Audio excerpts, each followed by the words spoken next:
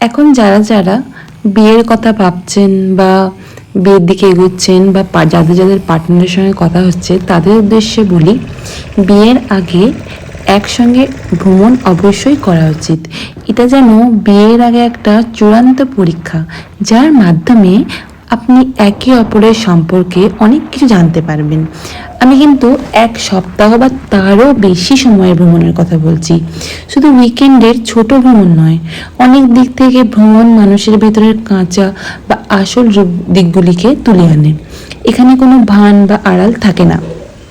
যদি আপনি মানুষটির সঙ্গে জীবন কাটানোর সিদ্ধান্ত নিয়েই থাকেন, তাহলে তার সমস্ত দিক বা মেজাজের সঙ্গে আপনাকে থাকতে হবে। তাকে ভালোবাসতে পারবেন কিনা, তার মেজাজগুলোর সঙ্গে আপনি নিজেকে মানিয়ে নিতে পারবেন কিনা, সেটা নিয়ে কিন্তু অতি অবশ্যই নিশ্চিন্ত হওয়া দরকার। তাই বিয়ের আগে চূড়ান্ত ভ্রমণ কিন্তু অত্যাবশ্যক একটি দরকার।